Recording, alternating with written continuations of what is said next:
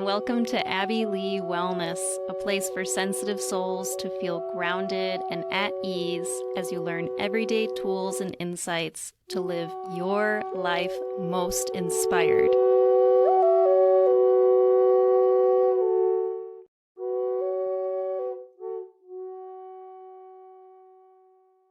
Hello, and welcome back to this third episode.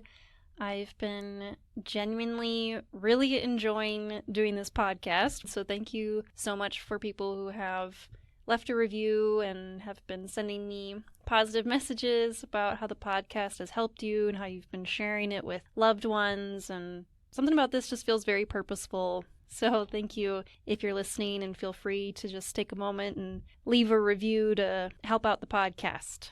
So in this episode, I'll talk about why I went on the pill in the first place, how it affected me while I was on it, what happened when I stopped taking the pill, and then at the end, I'll share really the meat of the whole podcast. I took a poll on my Instagram about what you guys were interested in for this episode, and most people voted for what are the key strategies that helped me balance my hormones, like what nutrients, what health practices I use that brought me to my most vital and balanced self. And these are things that you wouldn't find right away on a Google search, yet these are what were game changers for me when other things weren't working and when I still wasn't feeling normal post-pill.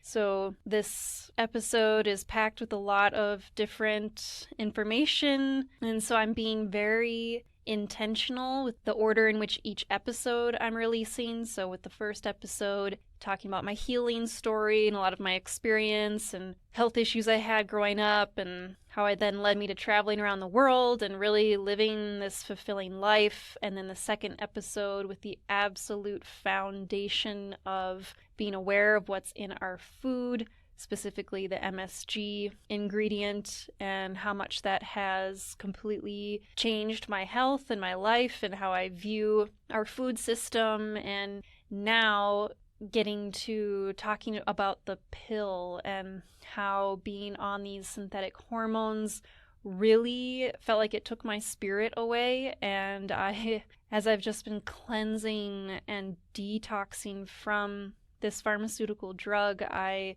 really have learned so much about my body, my divine feminine, my goddess, my temple, and I genuinely hope that this helps people. And I think this can be a little bit of a hard topic to talk about sometimes because, you know, having access to the pill has been a part of the feminist movement and allowing women to be able to work. And so I recognize that this topic maybe can be kind of difficult for some, and women have been working so hard over so many years to bring us to where we are today, and there's still a lot more work to be done to allow the divine feminine to rise and meet its masculine conscious counterpart. So thank you for being here, and thank you for being open. There must be something that has brought you here. Maybe there's some sort of hormone imbalance. Maybe you've been on some form of synthetic hormones like the pill, the ring, the patch, injections, IUD. I really believe this episode will be relevant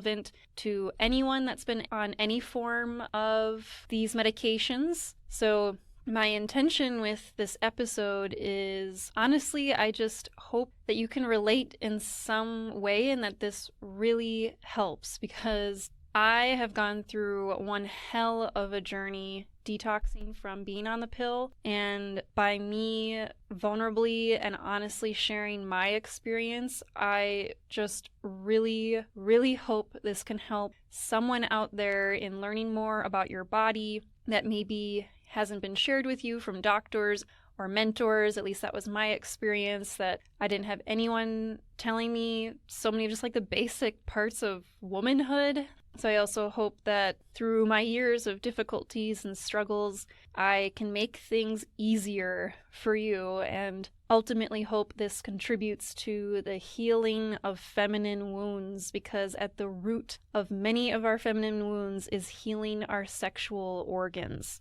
So I hope to contribute to the movement of taking our power back, which involves not relying on our current medical system that makes profit off you being sick. So hopefully you can take some nuggets home to make your life easier and to connect in some way and realize that we are all in this together, doing the best we can. And so definitely let me know if this helps or if there's more you want to learn about, if there's anything that was unclear. Definitely message me on Instagram at Abby Lee Wellness, or you can always send me an email, abbyleewellness@gmail.com. So like I said, I think this will be relevant for anyone who's been on any form of hormonal contraceptives, not just the birth control pill. So if you've ever used the IUD, the arm implant, the patch, vaginal rings, or injections, all of these contain a lab-made synthetic hormone which suppresses our natural hormones, which in turn has an effect on our spirit, our energy, our personality, what and who we're attracted to, what we find funny or annoying. It's everything. And I feel like it's been so normalized by the medical field, by advertisements, by social media, which is controlled by certain people, or influencers are paid to say certain things about medications on there. I feel like it's been so normalized to shut off this connection to our body and how it functions, to shut off your hormones, and they say it's reversible if you go off of it, which was absolutely not the case for me. And we're seeing the highest rates of infertility in the history of the world, and there are a lot of factors that go into that, and I believe what I'm going to talk about today is definitely one of them. And even though I'm not trying to get pregnant, our fertility is so important. Being fertile during the years we're meant to be fertile, which is from when you get your period all the way until menopause. If you aren't fertile during those years, that is a major indicator. I'd even say it's the number one indicator of how we are treating our mind and our body. It's telling us what we aren't dealing with. It's telling us what we are allowing in our lives to not help us feel safe, because progesterone, the hormone needed for fertility, progesterone is our safety hormone. This is what rises during our luteal phase, the second half of the cycle. And without this hormone, we cannot truly feel at home and safe in our bodies. So if you feel ungrounded, anxious, things feel kind of out of control, or you don't feel safe, you live in a lot of fear, you ruminate a lot in your mind, you question people and strangers, and developing progesterone, which is what any form of hormonal contraceptives suppresses, this is so important to our bodies. And I think it's important to realize that hormonal contraceptives deliver synthetic hormones to your system that impact every system and every cell of our body. So progestin, which sounds like progesterone but isn't, progestin, which is what's in most of these hormonal contraceptives, the IUD, the pill, it's this synthetic version of progesterone, and it's structurally different than the progesterone produced by the ovaries. And it does not provide the same benefits that natural progesterone does for your mood, water retention, brain health, and like I said earlier, just feeling safe in your body. And I think it's important to say that this is not telling you to go off the pill or to not use any of these methods. If you read my blog article, Breaking Up with Birth Control, my experience as an empath, you can read that on my website, and the link is in the show notes, which goes over really in detail my struggles with being on the pill, all these signs that I didn't realize were related with the pill. Even when I told doctors about things I was struggling with in my body, it was not explained to me, or I was just told to go on a different type of birth control, when really the pill itself was at the root of so many of my issues that I mentioned in this blog post article, if you want to check that out. So like I said earlier, my intention is to provide information that maybe hasn't been provided for you so that you can make an informed decision for yourself, because like I always say, you know your body best. No doctor, no professional has lived in your body as long as you have. And I deeply honor and trust that you know what's best for your body. So if anything doesn't resonate, feel free to just leave it. And thank you for being open and considering what I have to say, because these past few years have been really hard for me, going off of the pill and trying to bring my body back into balance. And so I just really hope that this information can help so that you don't have to struggle as much as I did, honestly. And from detoxing and cleansing from the hormones and letting my body go back to its natural, normal rhythms, and learning how to support my body through all the different ups and downs that we go through every month with our cycle, from the follicular phase to ovulation to our luteal phase and then to bleeding, I have become so in tune and so deeply honoring of my divine feminine, from being off of the pill that was completely shutting off the connection from my brain to my ovaries. Like I say in the title of the episode, I really feel like it was taking my spirit away. And in these last several years, I feel like I have been getting it back and just coming back to who I really am, and even just having this deeper connection with Earth and people around me. And I just feel my body expanding and opening and being more receptive. And I've been sleeping so well, and all of these things that I didn't realize that were signs of health. Like, my hair has gotten so much more full and soft. My lips have gotten more plump. My hips have even widened and expanded for space to create new life. My skin is softer than it's ever been in my life, and I don't put any lotion on. The bottoms of my feet, I live in the driest place ever, in one of the driest places. I'm sure there's drier places, but in Montana, it's a desert a lot of the year. And even in that environment, even in the winter, where it's winter for like 7 months of the year, my bottoms of my feet are really smooth and my feet are just warmer. They used to run really cold. My body in general has been able to feel very comfortable in cold temperatures, and I used to really suffer in like hot, humid climate, but I recently was in Peru in the jungle for an ayahuasca retreat, and I was nervous about just like, oh man, this is not my environment. And that was one of the first times where I felt way more comfortable than I've ever felt in that hot and humid. And then I also feel very comfortable in very cold temperatures. And these are all signs that I didn't even realize were related to my metabolism, and the birth control deeply affects your metabolism.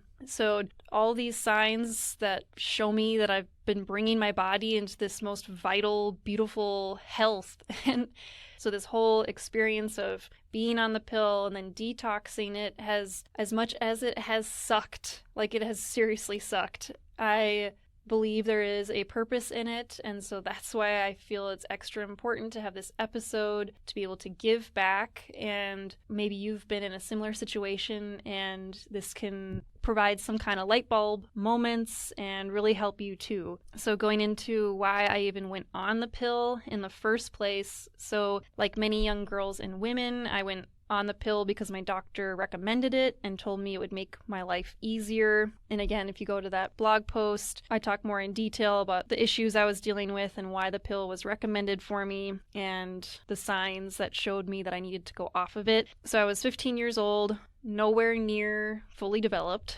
and told my doctor how I had migraines, acne, really bad cramps, and my period would last 2 weeks every month, so I was basically bleeding 50% of the time. And the doctor right away prescribed me the birth control pill and told me it would help with all of my symptoms. There were no questions asked about the food I was eating, which involved highly processed foods. I rarely, if ever, drank water. I was allergic to all fruits and vegetables, which I mentioned in my first episode, which I've completely healed from based off a lot of these principles that I'll talk about today. And the way I was feeding myself was absolutely at the root of my hormonal issues, skin issues, rashes, sleep problems, digestion issues, all of which has been brought back to as close to balance as it can in this moment. So I went on the pill and everything seemed fine. And, it seemed like this great thing. Oh, it clears up your skin and makes all the problems go away. But what wasn't explained to me is that the pill doesn't actually treat all of these issues that I had, but just suppresses the symptoms. And we know what happens when we suppress things. That is not a very healthy way to handle our emotions and things that are coming our way. When we suppress, that's what creates illness. So these drugs and pills do not get to the root of the issue. So I was on and off the pill based on my doctor's recommendation, but it wasn't explained to me how these synthetic hormones shut off my connection to my ovaries, or how the bleed I was getting each month wasn't a real period. The bleeding that happens during that week where you take the sugar pills at the end of the month, it's actually your body being in withdrawal from the synthetic hormones, since you aren't taking any hormones during that sugar pill week. So you're not even getting your true period, but you're still bleeding. And then as I got older, there were times where I just knew deep down like this wasn't the right thing to be doing, but I didn't know what my other options were. And when I would tell the doctor these symptoms that I had, like irritability, I got those fibrocystic breasts, which is a sign of excess estrogen, which is absolutely caused from the pill or related to the pill. And when I went to the doctor, they would they would examine it without any realization that these things were related to the pill I was on, or they would just recommend, we'll just go on the IUD. And there was no explanation of, you can only get pregnant for 5 days of the month, or how it's not necessary to take this pill every single day if you're just trying to prevent pregnancy. So this whole process has really made me very distrustful of our current medical system. And I was going through detoxing from the pill during the pandemic when I saw people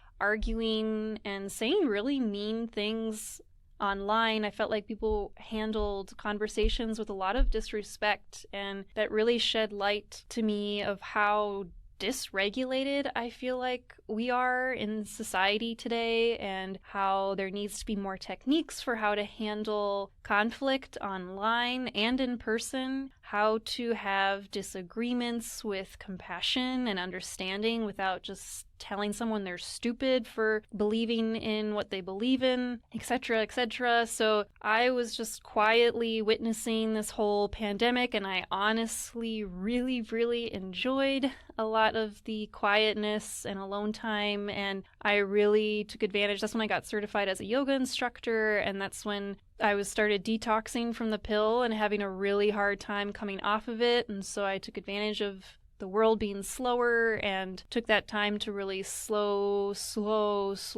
down and get to know my body and what it needs and how to recover from this pill. And that's what I also think is really important to recognize, is that hormones are not something to take lightly. It's advertised as you can take these hormones and then if you stop, it'll just be reversed. And it's really not that easy. And at least not for me. I'm sure there's some people that go right back to normal, but I even question people who just live such a busy life, they might not even realize what the heck is going on, and because they're just go. And when you actually slow down and get to know your rhythm and live your life according to your natural rhythms, it's so remarkable and empowering, and it's just been such a journey for me. And it has taught me to really take charge of my health and to have to realize that I had to do all the research myself and connect with people who were doing more alternative ways, because the current medical system was definitely not supporting me. And I do not believe that true health is at the root of our medical system. What I do think is profound is that the system is set up where if you need your life saved, they can save your life. And that is remarkable. And I know so many people out there have had their lives saved, have had these profound surgeries that have helped live a better life. And I think it's important to recognize that that's the purpose they serve. But when it comes to just everyday health and wellness and getting to the root of our issues, I do not find that being available in our current medical system. So that's really what I took advantage of during the pandemic, and was very surprised to see that people were fighting and arguing and calling each other names about this system. Like, I was like, are people really arguing for this system that I feel like has completely screwed up my body, and I'm having to do everything I can possibly do to bring my body back into balance because I went on this pill, this hormone that I was told would be fine and that would just be reversible when I went off of it, and that just was not the case. So I know that there are many people that relate in this way, and I think it's important to share your story and to speak up about these things with compassion, and to recognize that we can take our power back and be our own advocate for our health, and to learn how to really take care of ourselves, because this is such a pivotal time in history right now where we have access to so much information, and we truly can come out of that victim standpoint and hold ourselves accountable for the way that we are treating our bodies. Because if I wanted to blame the system, I absolutely could. I had moments where I felt like, fuck the pill, fuck this, like this really sucks. I can't believe that the doctors are okay with prescribing this, considering so much of the history now that I've learned about it. I also recommend, there's a really awesome documentary by Ricki Lake, if you remember her. I really like her. She made this documentary called The Business of Birth Control that has just very grounded facts about what the pill does to the body. And then she also made this life-changing, amazing documentary that I admire her so much for, called The Business of Birth. So if you're ready to see that one, I highly recommend that too. I imagine that maybe that could be triggering for people who have had fertility issues or difficulties with birth. But this really breaks down how C-sections are on the rise, even though it's not necessary, and what inducing does to the body, what types of pills they give you during pregnancy, and what that can do to the body. And so all of that's related to how we've been treating the feminine over all these years. And so that's really just what I'm coming back to, how to honor our divine feminine, and to really take advantage of setting yourself up to live in accordance with your natural rhythms. So then so I was on and off the pill, but I didn't know any better options. So then there were periods of time where I went off the pill and I felt fine. And then when I started dating my current partner, Phil, over 5 years ago, when we met in Hawaii, that's when I started taking the pill again. And for some reason, something about this time in my life of going on the pill just screwed me up. And that's when I started having the fibrocystic breasts. That's when I got melasma, which is said to be a permanent skin issue. And that's like the last thing of my symptoms, and I'm still waiting to see that be resolved. It has definitely gotten better and lighter, but I've had that for about 5 years now, which has really been a bummer, but it has definitely gotten better based off of me taking an active role in my health. And you can read about what those symptoms were in my blog post article. And so the big thing that happened when I came off the pill, when I realized this is not serving me anymore, this is really not the right thing, and this is just when everything opened up for me, when I learned really what the pill does to the body, when I learned that you can only get pregnant for 5 days of the month if you're having a normal cycle, and how it was contributing to my food cravings that I thought was just normal, all these things that were completely normalized. So when I went off the pill, that's when I found out about Dr. Jolene Brighton, who's coined this term called post-birth control syndrome, and I am so grateful I found her. She has all these free articles online. She's very active on social media, and she's a naturopathic doctor, so she has a very holistic picture and talks about what types of nutrients you can go on when you go off the pill. So when you Google it, you'll see similar things, and I followed a lot of this stuff, like, okay, I realized the pill depletes your essential nutrients, another thing that was not told to me, which then contributes to dysregulated moods, that makes your period more difficult, whether you're having heavy periods or irregular cycles or cramps or sickness. So I definitely followed that, things like, oh, gotta get your B vitamins back up and vitamin C, and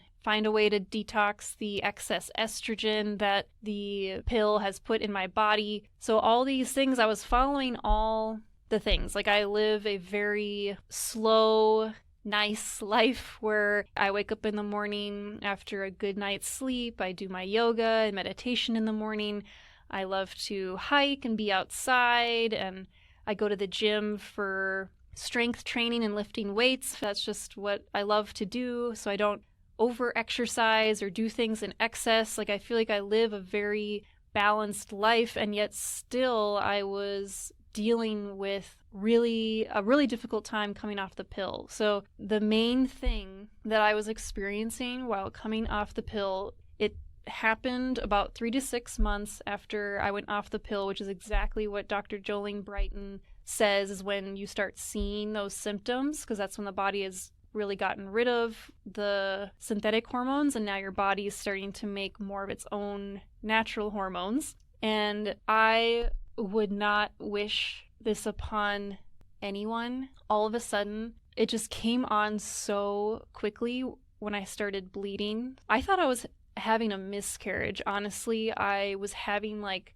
intense contractions, insane amount of lower back pain. I was in the bathroom, I was like vomiting and shitting, and my partner Phil was there just like, feeling so helpless and having no idea what to do. And I didn't know what to do either. I was like on all fours in the bathroom. I was like, I think we need to call an ambulance. Like, I don't know what's going on. And it was just like the most uncomfortable feeling. And it felt like nothing could be done. Like, I was just kind of like moaning and like moving my body around, and like literally it felt like I was giving birth to something that was not there. And then I got super lightheaded. I started having excess sweat. Like, I would get really hot, and I would just be dripping in sweat all over my body. And then I would be super cold and shivering. And this lasted for about an hour or two, where I was just like, oh my God. So then this became something that happened almost every month. So my cycles were really long and irregular. They were from like 44 days to like 46 days or something, and then all of a sudden it would be like a 38-day cycle, and it was just all over the place. So I felt like I was doing all these things. I was trying to follow these protocols for reviving myself, yet still I was really struggling with just the first day of my period. It would only happen on this first day. The rest of the month, I was feeling pretty good. And so when I wrote that birth control article, I was still dealing with having those painful periods. Everything else had cleared and gone back to normal. Like, I stopped having those food cravings. My mood felt really good. I was sleeping well. I was awake and alert when I woke up, and then tired at night, because originally when I first went off the pill, that was out of whack. So yeah, I had done all these things. I was like, okay, I do yoga. I treat my body really well. My stress is low. I have a very supportive and loving partner who has been listening to me talk about hormones all the time. He says that he thinks he now understands a women's cycle better than most women themselves, because of how much he hears me talk about hormones and balancing them. And on the 3rd day of my cycle, I feel like this, and on the 14th day, my body's doing this. And because, yeah, I just really love learning about this stuff, and it has taught me so much about my body. So yeah, it felt like I was doing all the things, yet still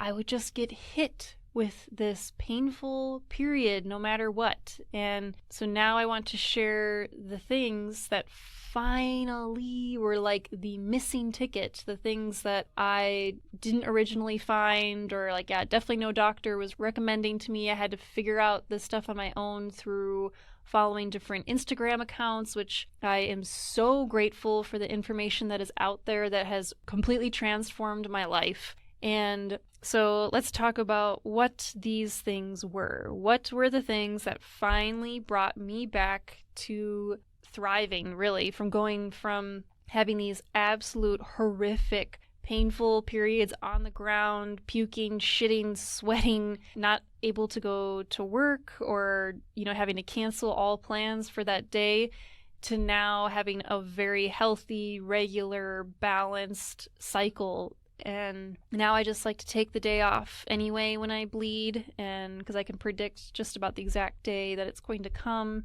And I don't schedule clients on the day that I bleed, and I really take that time for myself and treat that time as sacred, because I really believe it is. And the way that we bleed is going to tell us how we handled this whole last month. We're literally shedding the last month, and it's such a nice reflective time to see how we've been treating ourselves, how we've been nurturing ourselves, how we've been not nurturing ourselves, what we've been ignoring, what we've been suppressing, what we have been lying to ourselves about. I really see the cycle as we bleed, and then we have the follicular phase where things start to rise, estrogen rises, and if estrogen is too much, which for me for a long time was, that's where things can just feel irritable, or you could be moody, or being highly anxious, or not able to sleep, obsessive thoughts. So now I believe that follicular phase is really kind of, it's like the go-getter phase. If it's in balance, that's when we can plan our lives. That's when I like to film the podcast, and that's usually when I post a little bit more, when I feel more active. And then we reach ovulation, and if things are going well with that, we, are like attractive and flirty, and things are more full in our body. Like I notice my skin is just all nice and soft and plump, and my hair just works out well, even though I don't even do anything to it. It just looks extra nice, and I feel more attractive. I've noticed that's when I want to buy more things, because I'm not much of a shopper, but I notice the only time I do want to buy stuff is around when I'm ovulating, which is really interesting. And then we go into that luteal phase, and I feel like that's the time that's really revealed to us about what we didn't deal with, or what we lied to ourselves about in the first half of the cycle, when we're kind of maybe blinded by going after things and needing to get shit done and preparing for getting all sexy for your ovulation. And then when that drops, now it's the luteal phase, like the moon and the shadow side, revealing what we need to deal with within. And that's when cravings might pop up, or really depressive moods, or you're feeling more inward, or like you need to take more space. And then the bleed comes, and then that's when it's the ultimate shedding of that whole month, to really reflect on how this month went. How did I treat myself? Like, what's really going on here? And I've learned through this whole process to really honor and plan my life around these cycles, and understanding them has just been so remarkable, and made me realize how our world is not set up for this, and we live in a very masculine world, and I don't want to put down the masculine by any means. It's our other half, and I have parts of the feminine and the masculine within me, and in order to allow my feminine to thrive, I've had to recognize that our systems are not set up for these natural rhythms. Like the masculine's like basic and grounded. They're like it's the same every day, and structured schedules. But then the feminine is not so linear, and it's cyclical, and it's up and it's down. And by following these principles of bringing my hormones back into balance, it has taught me so much of how to live my life in accordance with these sacred natural rhythms, and to say no during times when my moon cycle, when my period is coming, or recognizing when to say yes, or when I'm more likely to feel like I want to go out, maybe in the follicular ovulation phase. So really talking about the main things that you can take away and hopefully implement in your life. And maybe you just take one of these things, or maybe you can recognize like, I haven't tried that. Maybe you've been trying to bring your hormones back into balance. Maybe you also have recently detoxed, or have gone off of IUD, or the pill, or injection, or arm implant. So the first and foremost is something I discovered by following this woman who I just really like. I don't know her personally. I just had a good feeling about her, and that's usually what makes me attracted to people or why I follow someone. And her name is Corey Malloy. I'll tag her in the show notes. And she has this course, which I haven't taken yet, but I for sure would if I was pregnant or in postpartum, because that's kind of her thing, is motherhood and metabolism. So this was my first time realizing and really learning about the metabolism. So it's called pro-metabolic eating. So it's eating things for your metabolism. It's not a diet. It's not restrictive. It's really just eating food in a way that supports and nurtures your body. So I've been naturally just very thin for most of my life, if not all of my life, really. So people always told me, like, oh, you have a fast metabolism. And so I thought just because I was skinny meant that I had a good metabolism, but I didn't realize that all these little things are related to your metabolism, like being able to sleep through the night or having cold hands and feet are a sign that something's going on with the metabolism, or having low body temperatures. So if you take your basal body temperature in the morning and it's below like 97 something, that can be a sign of the metabolism is a little sluggish and needs some help. If you're not hungry right away in the morning, that's a sign of something with the metabolism, especially after going many hours without eating. And then if you wake up and you don't feel hungry, that's definitely a sign of something with the metabolism.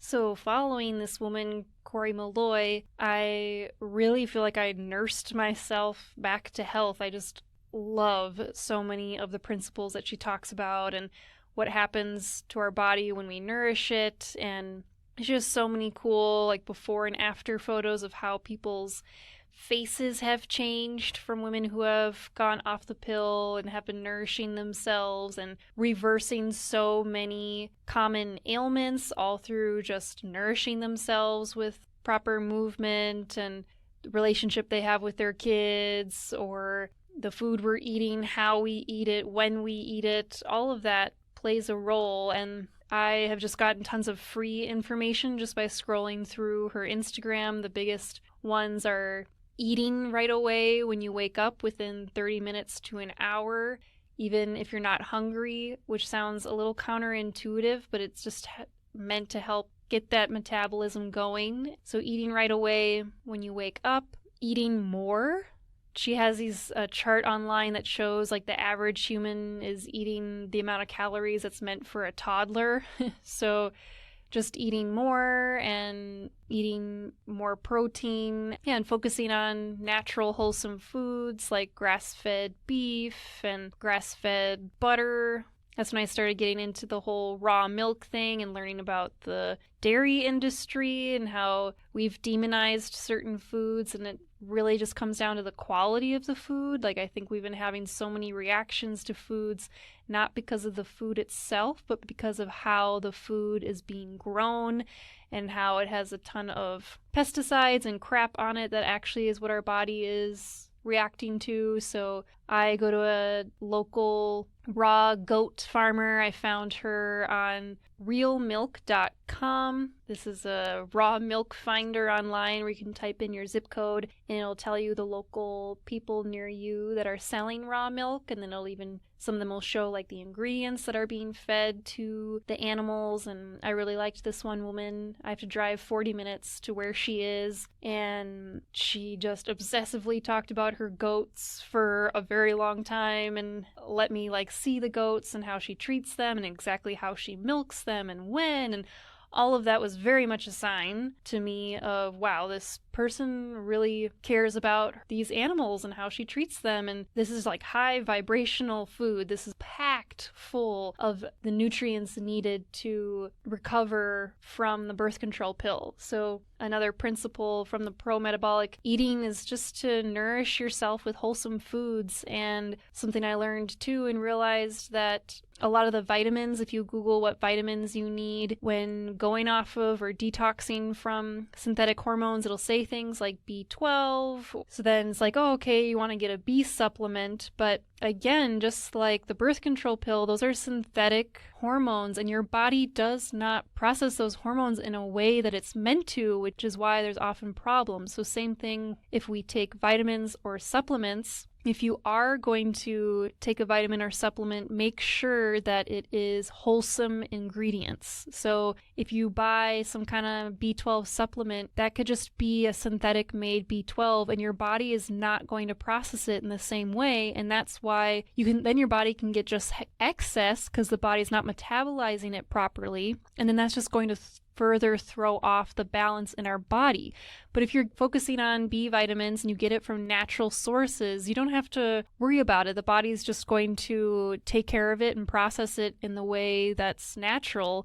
I mean, unless you're just like eating an abnormal, excessive amount of one food. But, if you're just eating things in balance and eating wholesome foods, nourishing yourself with the proper ingredients, then it's not a big deal. You can just trust that your body is getting the amount needed from the food. And what I also learned from the pro-metabolic eating that really helped me is to not demonize certain foods, like thinking carbs are bad. I've shared this on my Instagram account. If it's actually food, it's not bad. It comes down to the quality, really. If it's truly food and doesn't have a bunch of those sneaky ingredients that I mentioned in the last podcast episode, then that's what's really going to help, to focus on quality, wholesome food. Maybe getting in touch with what your ancestors ate. Mine definitely ate lots of potatoes and dairy, both of which have been demonized, and my body feels great when I eat those things. So listen to your body, slow down and feel what energizes you, what makes you tired, and listen to that.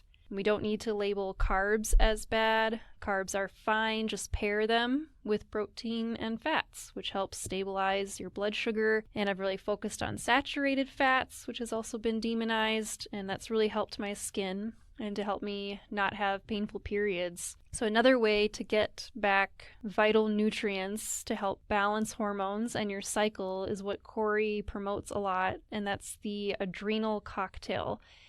It's half orange juice, half coconut water, and a pinch of quality salt or mineral drops. So I do 1 or 2 fresh squeezed oranges and then match that with quality coconut water and then a pinch of salt or a few mineral drops. And all this is on Corey's page in a clear, easy way to digest. And the adrenal cocktail is meant to be taken away from food, so I'll have it an hour or 2 after breakfast, or you could have it an hour or 2 after lunch, or both. And it's such a great way to get vital vitamin C, which also gets depleted from being on many types of pharmaceutical drugs, not just contraceptives. And this helps with those classic signs if your adrenals need some support, like I did when I came off the pill. My adrenals got totally out of whack, where I felt tired. This was the first time in my life where I felt tired and sluggish in the morning, yet wired and awake right before bed. So if you have that, that's like a classic sign. The adrenals needing a little extra help, and the adrenal cocktail really helps balance all of that out. Plus, it's providing essential minerals from natural sources. And another thing that really helped me is focusing on getting natural minerals, since that has really been depleted from our food sources like copper, potassium, zinc. So you'll also hear how zinc gets depleted from taking the pill. So again, not taking synthetic zinc, but going to what foods are high in zinc. Oysters. There's a reason why those are known as an aphrodisiac, because it's giving you vital nutrients to flourish. So if you can't eat oysters and you have to take a supplement, then you could take desiccated oyster pills. Same thing with beef liver, so that's going to provide all the essential nutrients that get depleted. And sorry to gross you out, but I do eat a small cube of beef liver each morning. It feels like I'm just taking a natural supplement, because that's the most nutrient-dense food on our planet. I get it from a quality local farm, grass-finished beef. I buy frozen beef liver. It's just $5 for a pound, and then I semi-thaw it, cut it into little cubes, and then put that in glass containers to then freeze in my freezer. And I put unbleached parchment paper in between the little cubes and pieces, otherwise it'll stick to the glass. And then I just take that out each morning and thaw it and get my nutrients. And yeah, just really making sure. I spent a lot of time researching a quality farm, and because for a while it was believed that liver holds on to the toxins, but actually what the liver does is it gets rid of those toxins. So what is left in the liver is highly nutrient dense gold.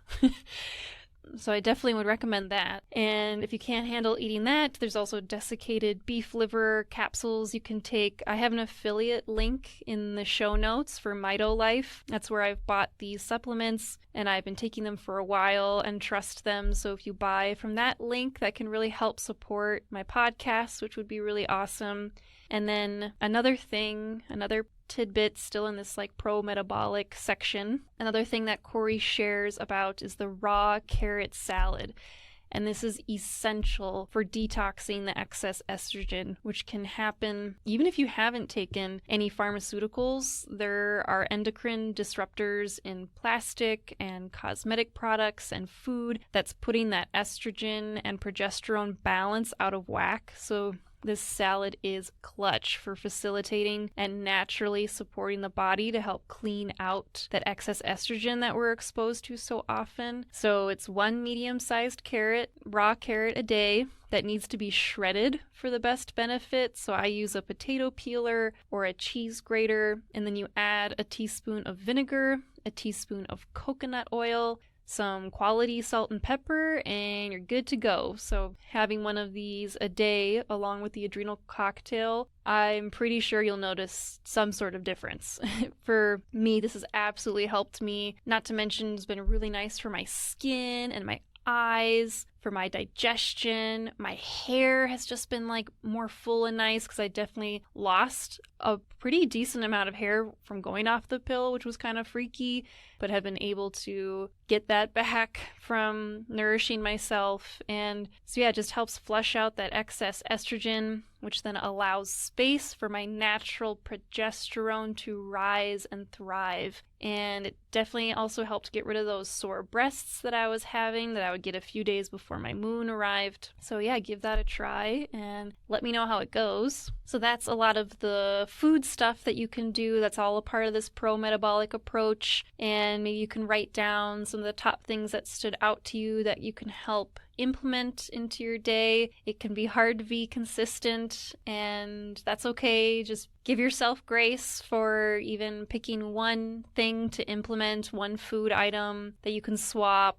or just add into your day that is nourishing you and that's help supporting and balancing your hormones. So these things are like the foundation. That's why I shared them first. And they oftentimes can be hard to implement because you have to be the one to do these things. And that's where having someone like a life coach can be really helpful for helping you to stay on top of those goals, helping you even figure out what you want your goals to be and actually to then be held accountable to help you follow through. That can be beneficial for a lot of people. Otherwise, yeah, do your thing and experiment and truly see what works best for you. These principles have absolutely transformed my body. I have never loved my body more than I have now. To be honest, if there was anything I was self-conscious about when I was growing up, it was having a small chest. And since eating this way, my boobs have just filled out so nicely. Like they're just the nicest they've ever been.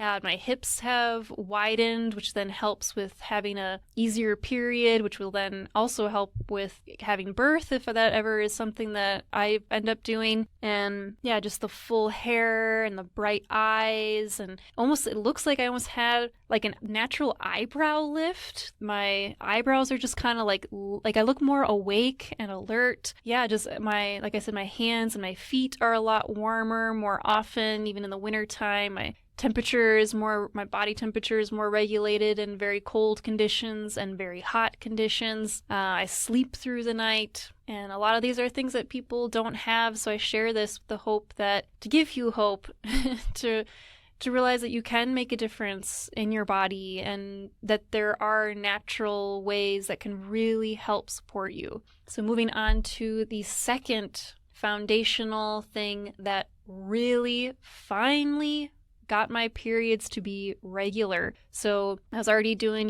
getting good sleep, nourishing myself, following all these principles with eating natural foods, eating high nutrient dense foods, highly digestible foods that support my metabolism. I do yoga, I did the meditation, and still my period cycles were really long and irregular. And so what was the final thing that made my cycles finally regular was acupuncture. That just did not pop up for me when I was searching balancing hormones, and this was essential. And I really want to share about what this acupuncture experience was like, because it completely transformed even of just how I feel, how I hope for all people to experience some sort of medical visit. So I found this woman, her name's Marie, and she's been doing acupuncture for like many years. She's in her 60s, I think. And I asked around some friends kind of in the holistic field for any recommendations of an acupuncturist, and one of my friends recommended Marie. And I happened to catch her in between. She had just left like a classic acupuncture clinic and was now starting the acupuncture in her own home. So her price was actually, it was $50 for 1 hour. Sometimes it would go over an hour because she would take the time to really ask me questions, get to know my lifestyle. She would suggest food stuff. She would suggest movement. She was a Qigong teacher, so that was so cool. She would suggest certain things to move to help with balancing out all the little signs that I mentioned that I was having. And I think the average for an acupuncture appointment is give or take $100, and oftentimes it's covered by insurance. And there's a clinic in my town that offers a sliding scale, so there are options, and you can hopefully find something that's affordable to you. And I just woke up one morning and it just came to me. I was like, what about acupuncture? And I don't know where that message came to me. It just sort of appeared, and I'm so glad I listened to it and followed through and found Marie. And on my first appointment, she took time to ask me so many questions I had never even thought about, like, what color is your blood? And I'm like, well, it's red. But she asked, well, what shade of red? Is it fire hydrant red or crimson red? How much do you bleed each day? Do you wake up in the middle of the night? If so, what time? And then based off how I answered each question, it would then lead into different really specific questions like, is your neck sore? Do you ever experience knee pain? What are your moods like? What's your relationship like with your partner? It was the most holistic approach I've ever experienced from a practitioner, and she was even considering how I answered my questions, what my energy level was like, the color of my lips and my eyes. All of these were indicators of what's going on internally, and specifically how my organs are functioning. And so many of the signs I was having came back to my liver, which the organ in Chinese medicine, that's what holds on to anger. So if we suppress any anger, things might manifest in the liver, and it's the organ that takes a beating from the hormonal pill. And she never once diagnosed anything or treated me as though I was sick or had an illness or told me something was wrong with me. And she would lovingly put her hand on me each appointment, and she'd tell me I was doing great and that we were just working at bringing things to balance. Like, you're okay. We're just bringing things into balance. It was the complete opposite of what I experience at a normal doctor's visit. It just felt like true health, and that this woman was actually helping me and not treating me like some number that just goes in and out of her office. And it made me want to support services where you pay out of pocket, where I don't have to deal with all that bullshit that happens that we've completely normalized from the medical system, where you wait in these long lines just to see someone who, in my experience, hardly asks any questions beyond the basic stuff. And when I ask a question about something I need help with or I'm curious about, I've had several times where they've said, we don't have enough time to talk about that, or you need to make another appointment. And plus, you go in and you have no idea how much anything costs. And even when you ask the doctor, how much does this cost, they don't know. And I know that's not at the fault of the doctor. I think the doctors themselves are very well intentioned and, yes, very intelligent and have worked very hard to be where they are. It's just it's the system that we operate within. And what other services do we allow that to be okay? Like, say you go in for a haircut and they at least have some kind of range or talk with you about the cost. They don't say, oh, we don't know, you'll get a bill in a few weeks. And so we've normalized and are supporting a system where you have no idea how much anything will cost.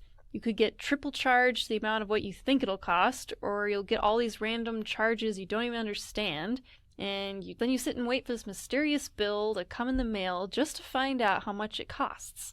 And when you get that bill, it isn't even itemized, so you don't even know what this grand total comes from. Like, what are all the little charges in between? And then you're like, okay, is this my final bill, or is this the bill after my insurance? Like, is this what's covered? And then I'll get several more things that come in the mail with different totals all in them, all for a visit where I didn't even get my questions answered. So going to this private acupuncturist where I paid out of pocket completely opened my mind to the what the fuck system that we have. And it was surprising to me during the pandemic that this was the system people were fighting for and saying has all the answers. And if I kept listening to the doctor and staying on these pills or going on a different one that they suggest that maybe has more or less estrogen or whatever in it, I truly believe the pill was taking my life and leading me to a road of very serious illness. And I am so grateful I woke up and was like, this is not for me. This is not working, and I'm going to need to figure this out on my own. And I find it so interesting that a lot of the issues that were manifesting in my face, like the melasma, where I have the stubborn dark patches above my lip, under my eyes, along my forehead, across the bridge of my nose. It felt like my body was screaming for my attention, and the way to do it was through my face, something I see most often. It was like, hey, listen. There's some stuff going on, and you need to slow down and pay attention and get to know your body. And I listened, and I'm grateful for all that has happened, honestly, and for taking this time. So that's why I want to put the message out there to reach someone who needs that help too, or hasn't been able to find things that work for them, or just kind of needs some of those extra tools that they hadn't thought about. So yeah, acupuncture can be one of those things. And she also used very specialized and specific herbs unique to just my makeup. So things you can't find on the internet, and we need to work with someone who specializes in that and takes the time to get to know your body. And there was so much nuance, and Marie would sit there with me and pull out all her herbal books and read through them with me and really look at the whole picture. Like, what does Abby really need? And she'd ask me too, like, what do you think about that? And if I said, I don't know, I'm not really feeling that, she'd be like, okay. Where my experience in a traditional doctor's office, I've been put down and called names if I doubt anything, or say, well, I don't think that's going to work for me, and they'll give me like a certain look that makes me feel stupid, or if I don't listen to their advice. And that's not a system I like to support, or one that supports true health and wellness. So this, has just been a really eye-opening experience, and I prefer to go to professionals that take time to get to know me and don't act like they know my body better than me, and they actively listen and trust me and have humility because no one has all the answers. So working with this acupuncturist was transformative, and within 1 month I had gone 4 times, so once a week. I finally started having regular, consistent cycles. So before the acupuncture, I felt like I was doing all the things like yoga and eating well and managing stress well, and yet still I had these really long, irregular cycles. Like the amount of days in between each period would go from like 47 to 34, then back up to 44, and it was all over the place and unpredictable. And then acupuncture was that final thing that got me to now have very consistent, predictable, and regular periods. And so, yeah, there's aspects I really trust about the ancient wisdom of Chinese medicine, and I think it is a great option to at least consider. Okay, so we talked about the metabolic eating and the acupuncture, and now the third thing that really helped was a supplement called Shilajit. So Shilajit.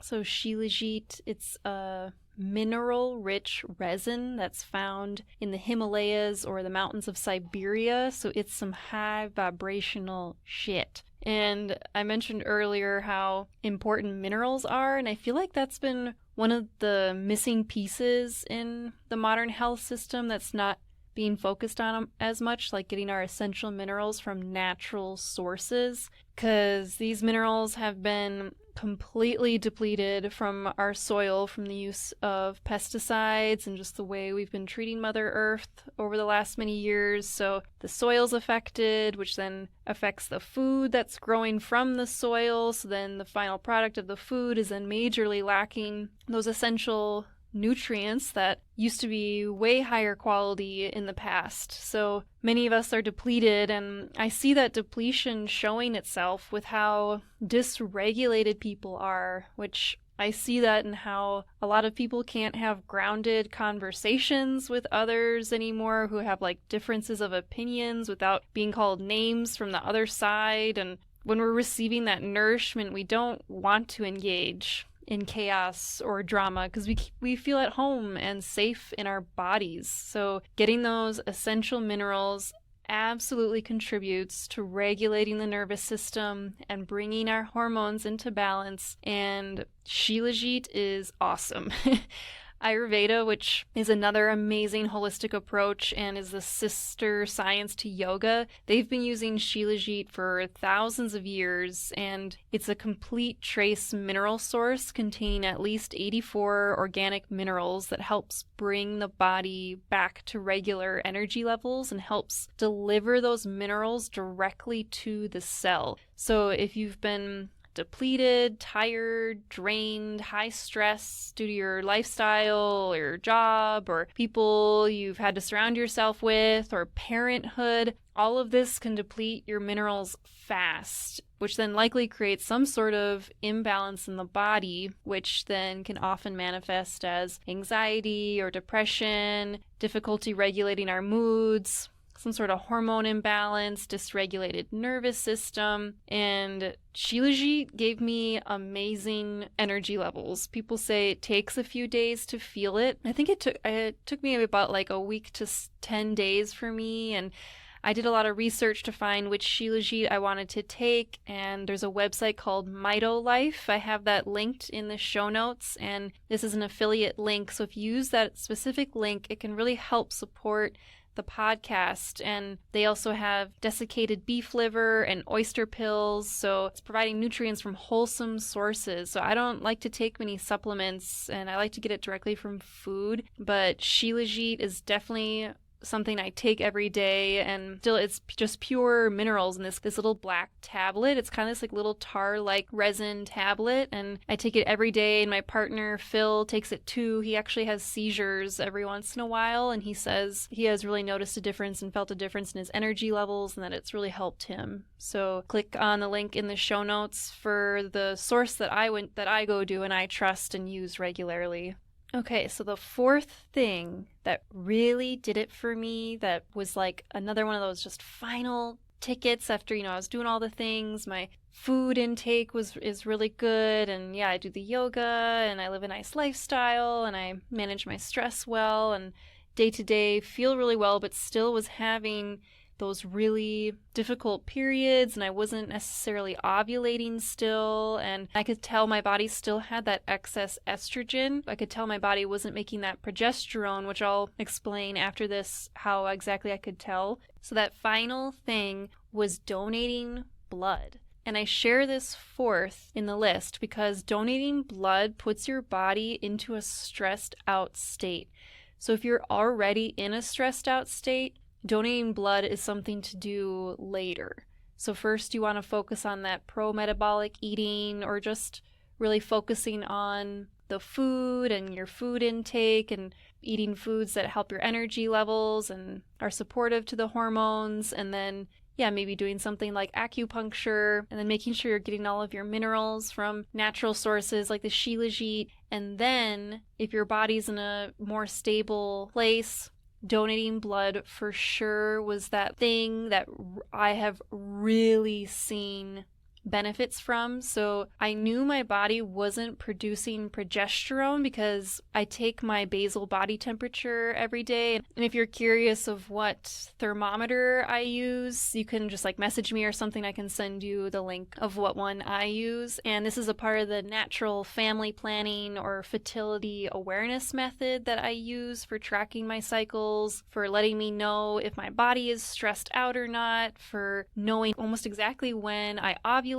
Just based off my temperature, I know which day I'll start bleeding. It is seriously one of the best tools ever, and that's what I use to know when I'm ovulating. So then if you're trying to be pregnancy cautious, or if you're trying to get pregnant, this is the most awesome method that I was not taught and had to really get to know and learn it. And it has taken some time, and it's not necessarily, it might not be the best option for everyone because you do have to be really consistent and regular and diligent, because you're supposed to take it first thing when you wake up in the morning, ideally at the same time every day.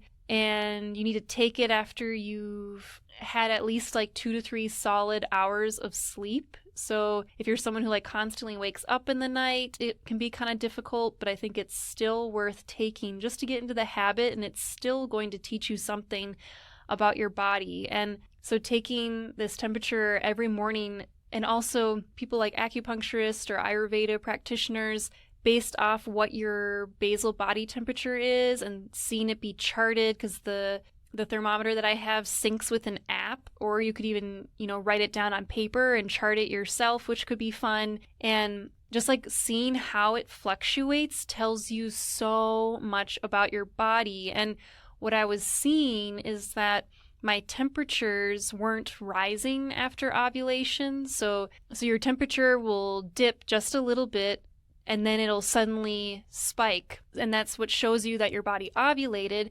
But I wasn't really getting that spike. I was ovulating still kind of irregularly. So because I wasn't getting that spike in the second half of my luteal phase of my cycle, my body was showing me that I wasn't producing progesterone still, which then makes that estrogen still in excess. And then I really started reading about the relationship between iron and copper, and how iron can get dysregulated if we're not getting enough copper. And it's super common to not be getting enough copper since that's been depleted from our natural foods. And so many of our foods actually have added synthetic iron in it, like flours and breads, and just so much of our food.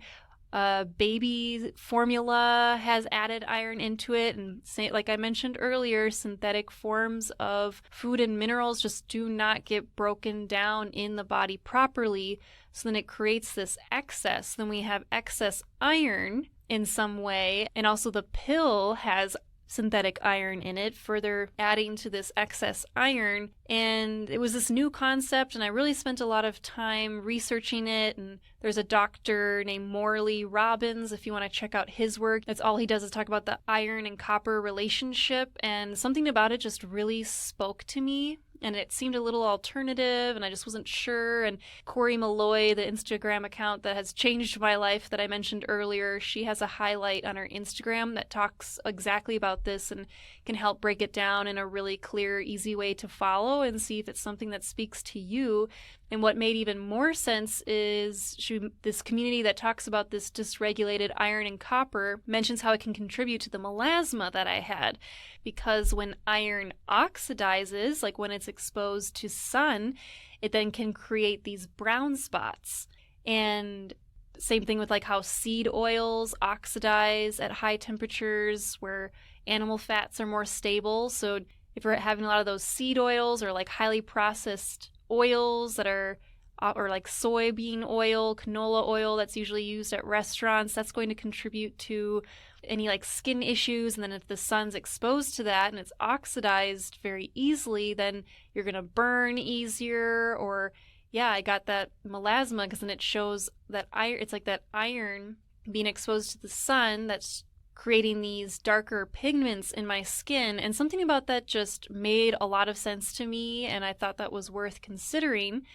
So one way to get rid of that excess iron is through donating blood. So iron and estrogen have an intimate relationship. So if you're like me who had excess estrogen, which some signs could be fibrocystic breasts, low libido, irritability, uterine fibroids. You can see it in your lips too. Sometimes if you have really thin lips, that can be excess estrogen, or bad PMS is another sign. So when you have more estrogen in your body, you also absorb more iron.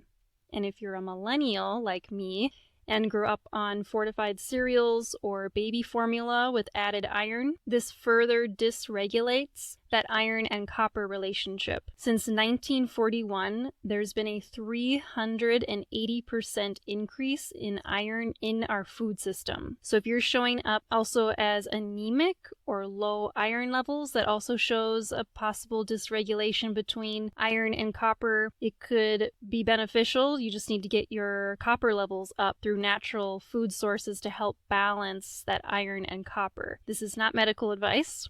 Also, if you have very heavy periods, your body is probably telling you something, and I do wonder if the body is trying to get rid of that excess iron by bleeding a lot. That has definitely been the case for some people, but not all. And so a way to get rid of that excess iron and estrogen is through donating blood. And I absolutely saw a difference from this.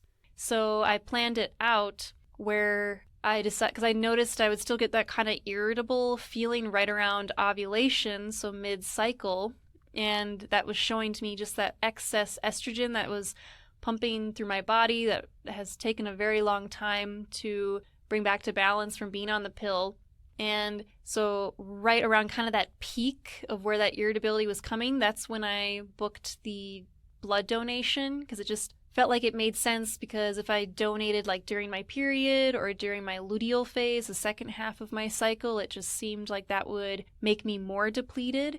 So to kind of like get out that excess was the perfect time of when I could feel that excess. So I booked the appointment to donate blood for free with the American Cross. They have blood donations going on constantly. And yeah, and I was nervous about it because I really don't like blood and needles. And I was like, oh, am I doing the right thing? But you know, it's worth a shot, and it's help save lives in the process. So yeah, I donated the blood, and you know, I let them know like, oh, I don't really like blood and needles, and so they were really nice. And then within 1 month after donating that blood, and every single month since then, it's been several months since I did this, that is what I finally now always get that spike from my basal body temperature.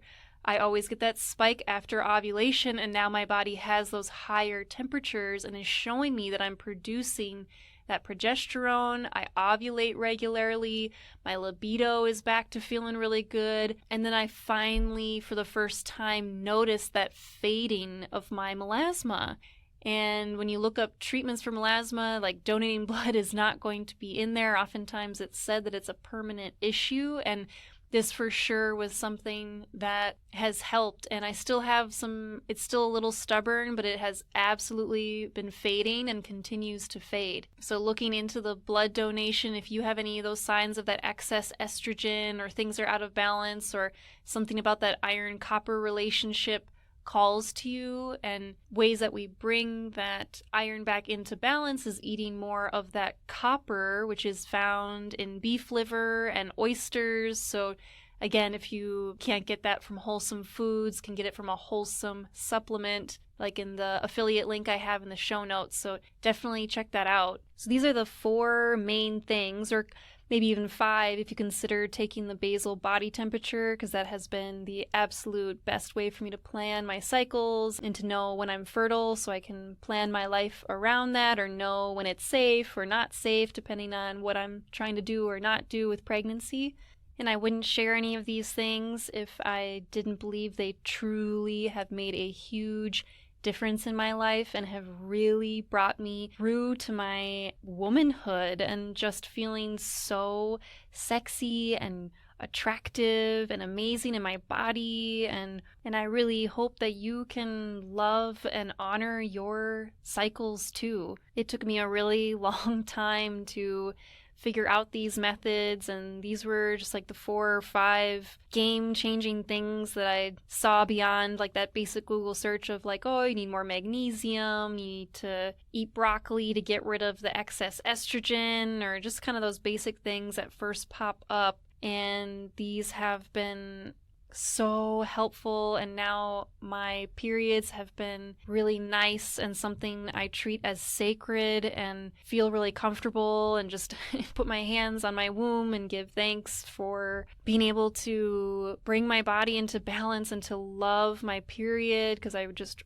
really do love my period and my cycles and being in tune with my fluctuations, and then having that awareness for myself so that I can then tell people that are close to me, which then helps, in setting boundaries and feeling comfortable in your voice and your body and your entire being. And I really like to zoom out and look at this whole picture and how each of these steps have greatly and positively impacted my life to bring me to where I am today. And it really means a lot to me for those of you who have told me they have gotten something from the podcast and how you're sharing it with friends and family. And if there's something about this that you're more curious about, feedback is really helpful for me. And because I'm sharing this because I really genuinely want to help and give back what I've learned, and to not just keep that wisdom for myself. I want other people to benefit from it and still use your critical mind. And just because it worked for me, maybe it doesn't work for you. I make decisions based off, if I hear something, it just calls to me, or it just feels like that missing link. I then listen to that and then research further and really make that decision for myself. Is this the right thing for me? And to also trust that, yes, you make mistakes in health and that's how you learn, and to let go of that perfectionism, and because being perfect sucks, it's way too much pressure, and still allowing yourself to have fun. And yeah, if you like to go out to eat, that's okay, even though maybe the food isn't the best. And figuring out what works for you. Like, I'm going to implement this one thing each day, or I'll implement 2 things per week, or I'll try 1 out of the 4 steps that I really think could help. And that's what I do as a life coach, as I work with you one-on-one to figure out what works best for you. It's not me giving advice, it's me listening to you, asking questions, and helping you get closer to what works for you and your lifestyle, for what's sustainable for you, what's going to make you feel like you're thriving, how to set yourself up for success, because what works for one person definitely might not work for another. So, in this world where we have lots of information, just come back to what works for you and trusting your process. Thank you for listening. I genuinely appreciate you being here, and I'd love to hear from you on Instagram at Abby Lee Wellness, or my Facebook, Abby Lee Wellness, or you can email me, abbyleewellness@gmail.com. Thank you for listening. Let me know how it goes. See you next time.